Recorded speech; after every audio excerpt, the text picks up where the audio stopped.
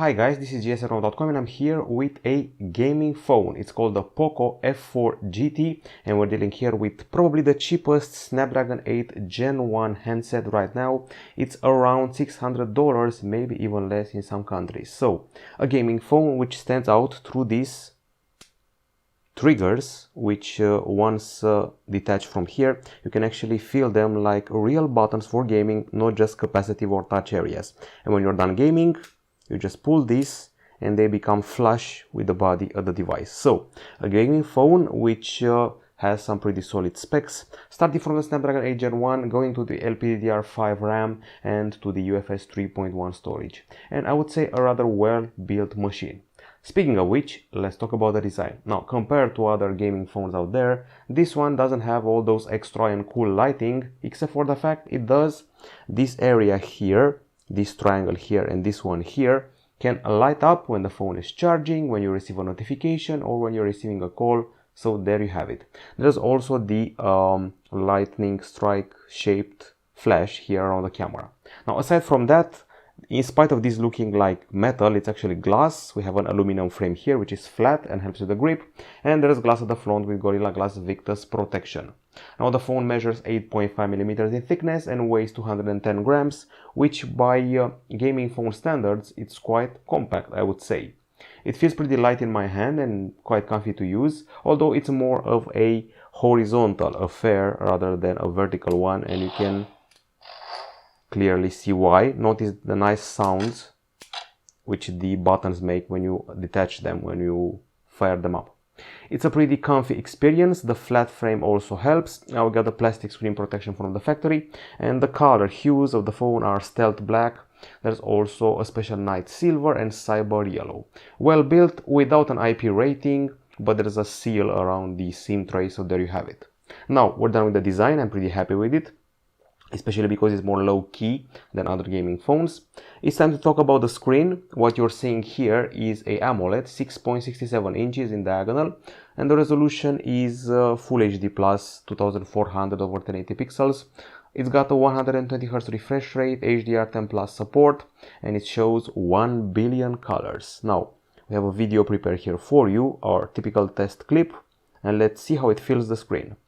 Now, one thing I must mention from the get-go here is the fact that the bezels are quite large. That's something you will notice from the get-go. Another thing worth mentioning is that the screen is quite immersive. The size of the bezels is pretty much the same, so symmetry is there. We got rounded corners, quite wide view angles, a solid brightness, and a good contrast even in the full sunlight of the summer. So there you have it. And I also noticed that you can actually feel when the HDR is being applied to the content compared to the regular usage of the screen. The pixels have a pentile matrix arrangement, and when it comes to the actual brightness, we have here the result. The POCO F4 GT reached 495 lux units. It's quite a solid result. Of course, it's not a record. We've seen phones reaching 873 lux like the Galaxy S22 Plus. At least it beats the Nubia Red Magic 6 Pro and the Galaxy S20 Ultra. It's below the Asus ROG Phone 5 Pro and also the Motorola Edge 30 Pro, just so you know. There are a variety of settings here for the screen, actually quite a few of them. You can get lost in the settings. You got your brightness, reading mode, you got your color scheme, which can be set to vivid, saturated, original colors. There's the color temperature here, adaptive colors, advanced options, which includes even more settings, P3 sRGB, I know you're probably confused by now, saturation, value, contrast, gamma, so quite a lot to choose from. And then text size, refresh rate can be set to default or custom, you can choose between 60 or 120 Hz. And finally, AI image engine with super resolution, AI image enhance, AI HDR and MEMC. As I said before, quite a few options to choose from. Now we go inside the phone and we fire up this application called IDA64. You can see here the CPU, Qualcomm Snapdragon 8 Gen 1 4nm octa-core, accompanied by 12 gigs of LPDDR5 RAM. Here we go. As well as 256 GB of UFS 3.1 storage without a micro SD card slot. Also without lag, so you can basically run all the apps and updates you want and all the games you want, including the brand new Diablo Immortal. Now, what I did notice is that when you're running those intensive games like Apex Legends Mobile for more than 20 minutes, the device will get a bit hot, but there's an option in the settings which cools it down. After all, it uses 2 vapor chambers with a total of 4860 millimeters square. Okay, so we also have benchmarks to show you, and here we go. Go here, benchmarks. In Antutu 9, as you can see, we're placed on the 3rd spot, only beaten by Xiaomi 12 and Xiaomi 12 Pro. In Antutu 8 on the 7th spot, beating the Galaxy S22 Plus and S22 Ultra. Also the Nubia Red Magic 6S Pro, which is pretty relevant. And we scored below several handsets here, like let's see, below the Xiaomi 12, I can already tell you that. Below the Realme GT2 Pro and the Oppo Find X5 Pro. So there are still some Snapdragon 8 Gen 1 rivals which can defeat us. This is the Geekbench 5 multi-core subtest, just above the Huawei P50 Pro and also above the Galaxy S21 Fan Edition 5G, but below the Realme GT2 Pro and the OnePlus 10 Pro. Let's see how we're doing in 3D Mark. This one here, Slingshot Extreme, 11th spot, not bad, above the Xiaomi 12 Pro, Realme GT2 Pro, and also above the Motorola Edge 30 Pro. I specifically picked the cheapest Snapdragon 8 Gen 1 phones because I wanted to make a relevant comparison. Now, with this being said, we are still below Galaxy S21 Fan Edition, Xiaomi 12, and the ROG Phone 5S. It's still top 10 or top 20 material in most of these tests. You can quickly see them here as I go through them. Okay, basically top 10 or top 20 material. When it comes to the temperature, we also measured that. We start with this one here. In benchmarks, we reached 48.1 degrees Celsius, which is quite high and a bit worrying. However, as I said before, there's a special cooling option in the settings, and in games, just 36.5 degrees Celsius. But be advised, if you play more than 20 or 30 minutes, it may become hotter. On the battery side of things, you can see it written here, 4700 mAh. That's what you're getting here. The most interesting part is the charging, 120 watts. On paper, it takes place in 17 minutes, and the bundled cable for the charger has a 90-degree connector, so you can keep playing games without it protruding like this and annoying you. When it comes to the battery usage patterns, or better said measurements, we achieve 14 hours and 7 minutes of video playback time, which is honestly not that impressive. I've seen phones with 19 hours, even gaming phones. It's above the Asus ROG Phone 5 Pro, above the Motorola Edge 30 Pro. However, it's below the Realme GT2 Pro, below the Nubia Red Magic 6 Pro. Once again, I've seen gaming phones with 19 hours of video playback. This is PC Mark, the continuous usage. It's 11 hours and 6 minutes. It's decent, but once again, I've seen better. It's just okay. It's above Motorola Edge 30 Pro, above Xiaomi 12 Pro, and above the ROG Phone 5S. Below the Realme GT2 Pro and the Nubia Red Magic 6 Pro. The charging requires 24 minutes, not exactly 17 as promised, but depends when you start to measure that time. You know, that time when the phone is actually dead, till it starts receiving the juice. That's where we may actually get to those 17 minutes. And after just 15 minutes, you're at 78%, so truly it charges fast. Now let's talk about the acoustics. We have a special set of speakers here. We actually have quad speakers, 1, 2, 3, 4. There's a woofer and a tweeter on each side, and let's see how it does. Okay, so these 4 speakers have been tuned by JBL, and you also have special settings for them. So if you go here and search well enough, you should find an option for sound and vibration, and then you go here, sound effects. You got your Dolby Atmos, your presets, your graphic equalizer with genres, and 10 channels here. Plus there are extra options when you connect headphones. Now let's go to the actual music experience and check it out.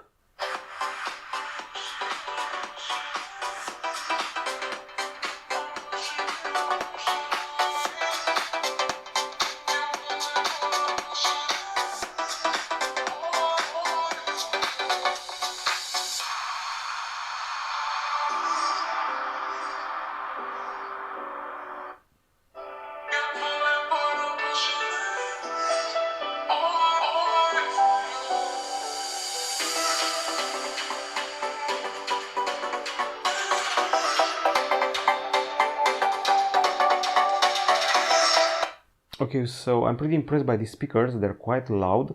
They have a generous bass, that's what I felt.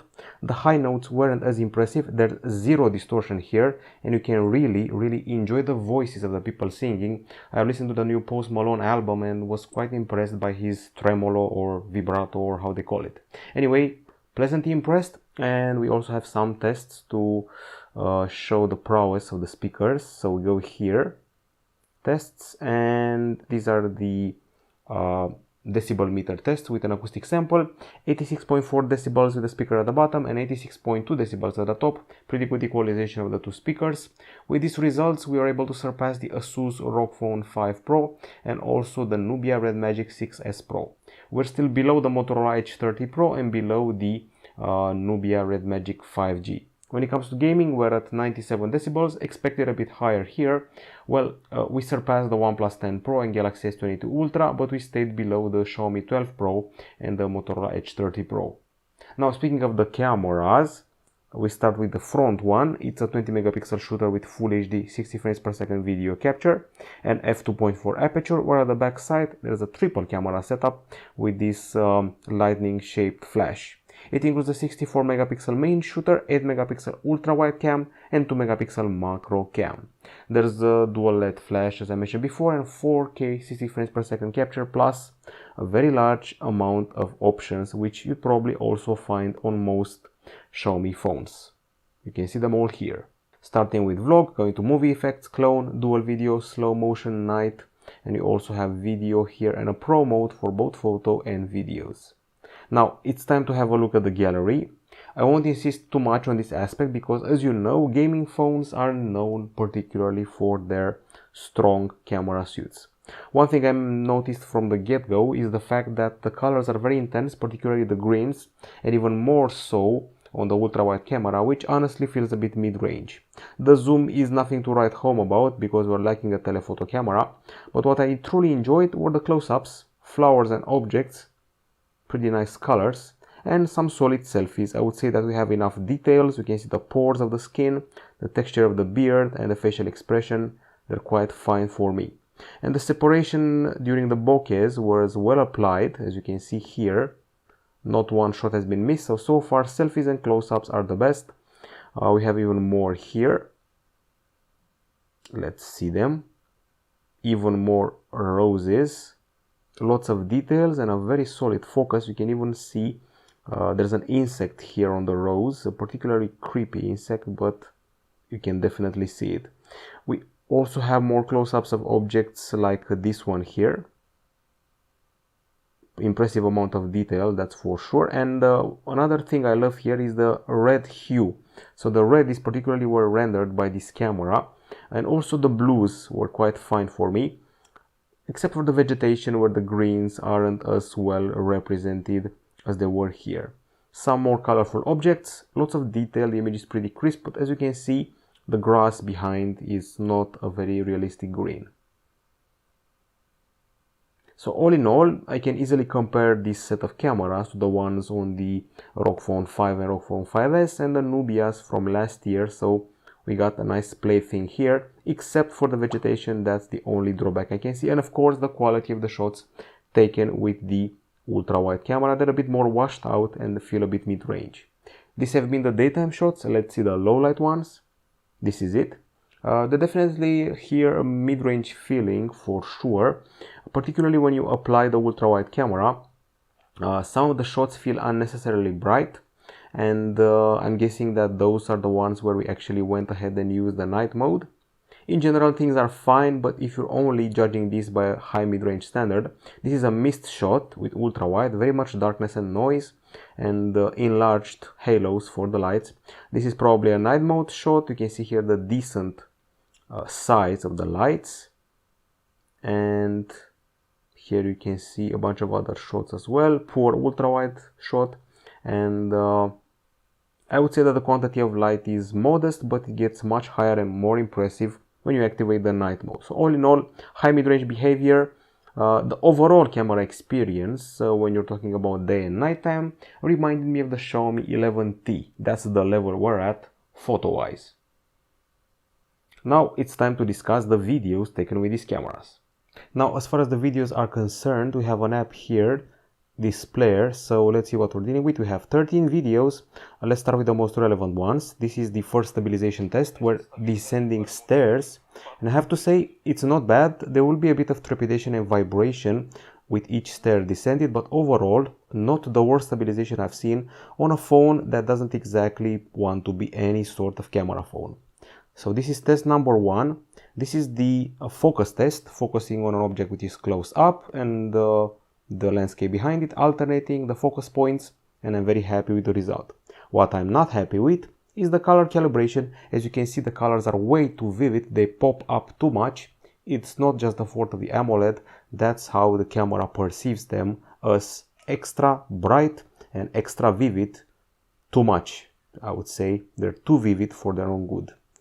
Okay, and an important aspect is the selfie video, not this one, but rather this one, because you're going to be streaming video games. It's a gaming phone, and you may want to do some face streaming, or maybe not. Anyway, the quality is there, so that's the good news. Solid focus, lots of details, expressive face, so plus a bunch of nice big microphones. Once again, it feels a bit like Xiaomi 11T, maybe even the Xiaomi Mi 11, which is actually a compliment. Wasn't a bad phone, but not exactly top-notch flagship material. The low light capture is a bit of a bummer. The lights are too big, there's a lot of shakiness and a slight greenish tint to the image. Also a bit of noise here and there. Okay, I think you've pretty much figured out what we're getting video-wise.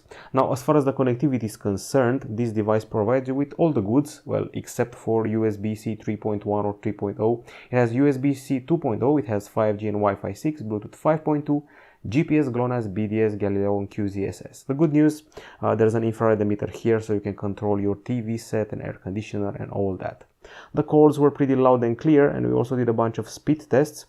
You can actually check them out here, both in 5G and Wi-Fi. When it comes to Wi-Fi, we reached 636 megapsec in download, 645 megapsec in upload. When it comes to 5G, 341 over 57.1. That's what we achieved in speed tests. Pretty fine, I would say. Now, the software. I'm sure you've seen our many Xiaomi, POCO and Redmi reviews. This is Android 12 with MIUI 13 on top. You got the news feed here, you got the recents here with 2 columns. You can pinch the screen and see those lovely wallpapers, including the super wallpapers with their very cool effects. The separate control panel, or better said control center with the quick settings, separate from the notifications, as you probably know already. We got the privacy dashboard, we got the fingerprint scanner in the side place power button, and we also have some settings for the LED lights. So if I should write LED here, LED light, you can customize it. I'm talking about this one here, flanking the camera. So that's about it. You can also use it for game turbo, show effects in games, and you also have settings related to those buttons here, both the sound they make when activated, and you can associate them with shortcuts like applications and application features. I won't insist too much on MIUI 13, you already know it. Let's get straight to the goods. We have a game turbo app here with profiles for games and quite a few settings here, including one which has to do with the heat, so it actually optimizes the cooling down of games. However, what I want to show you the most is a brand new game. When I did the unboxing, I played Apex Legends. Now we can play the brand new Diablo Immortal. It's here, launched on June 1st. So I think it's time that we played it. And as you can see here, Game Turbo manifests itself as this side window. It includes Do Not Disturb, screenshot, screen recording. You can turn off the screen, check out the brightness here, associate shoulder buttons with features, change your voice even and set a timer. Okay, so I'm on Stone of Jordan. That's where I'm at. That's the server I'm playing at. This is an RPG with a bunch of dungeon crawling. I'm level 15 and let's enter the world. I have a necromancer and I have unlocked quite a few equipment so far. We have large buttons here and I'm talking about generous ones with a very pleasant feel when you're pressing them and this animation. So courtesy of the special area, you go here to the shoulder button and I can actually place this here because I'm going to use it a lot, and maybe the other one disability so I can call my minions. Okay, now I can save it and start messing about. So you can see me definitely playing that button mashing it. And when I mash this one, I'm calling the minions straight to action. Well, depending on if the skill is ready or not. I have some other skills here. I can actually turn into a sort of ghost and move around. Don't be scared by the fact that the game is so dark. It's Diablo after all. It's a bit more satanic, so to say. Lots of dungeons and demons to mess about. Also a lot of loot. That's something I noticed here. When I destroy something, here you can see your skills, which can be unlocked and replaced in this semicircle. And I also have quite a bit of equipment, including the bonus given by the fact I was pre-registered for the game. Okay, so this is Diablo Immortal, and I actually have a bunch of steps showing me where I have to go, and I actually have to follow them to actually do my quests. There is dialogue, there's even a story, and surprisingly good voice acting here and there. So there's that. It's pretty easy to level up. I didn't feel compelled once to spend money. Well, I'm lying actually. I saw some nifty armors, which I'm probably going to get. They're not very expensive. The game is free, by the way. Initially it takes up about 2 GB of space, but then you're forced to download a total of, beware, 12 GB, which is quite a lot. Okay, so Diablo, I've been playing it when I was back in the middle school, so it's been a while. It's reached mobile. People are waiting for Diablo 4 in the meantime, but that's another story for another day. We also have potions which we can apply. We can also use another race like Barbarian and so forth. And that's what the gaming experience is like. Pressing the buttons here is very satisfying, and I'm actually a sucker for the sound they make. I know they're childish, but I'm actually enjoying it. Okay, and I think we've reached the end of the review. This is the POCO F4 GT. It's the end of the review, which means I'm going to give you the verdict, but let me start with the pros and cons. Now, on the pro side, these buttons are fantastic for the gaming experience. It's a future-proof phone on account of the Snapdragon 8 Gen 1 powerful processor. It's got a good display and a solid all-around performance. I should also probably mention that the speakers were fantastic. Nice bass and solid volume. Fast connectivity as well. A pretty okay build. Very fast charging. Nice close-ups for the camera. Lovely details when filming. Nice bokeh shots. And the colors red and blue are well represented on photos. Those are the pros. Obviously the gaming experience as well. Now on the cons, the zoom is kind of poor. I should also say that we only have USB-C 2.0. The colors are too intense for my liking in photos and videos for the vegetation. There's some heat when playing games for an extended period of time, particularly in this top area. You should possibly tweak with the settings more to find the proper features to decrease the heat, otherwise you won't be happy. I'm also not very impressed by the battery life. I expected slightly more after seeing a few other phones compete higher in this field. Well, actually I didn't, because of the Snapdragon 8 Gen 1. We don't have micro SD, we don't have an audio jack, we don't have wireless charging. So, and I also find that we have too many camera options for a mere gaming phone. In the end, there's one title which will always belong to this phone, and that is the cheapest. Oh, I died and was resurrected. As I said before, the cheapest Snapdragon 8 Gen 1 handset. So nobody is taking its title from it, which is something you should remember. Aside from that, we have a solid set of speakers here, so it can easily be a media phone, and it's a trusty gaming phone unless you're scared by the whole heating thing, which you probably remember and test it beforehand.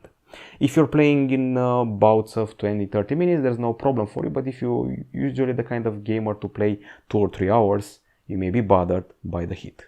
In the end, impressed by the speakers, the charging, the CPU, and most of all, the buttons. Those are selling the phone for me. That's it from us. Be advised about the temperature thing. Aside from that, I can easily recommend it for gaming. Maybe also keep a charger next to you to deliver proper battery life. That's it from us. Goodbye.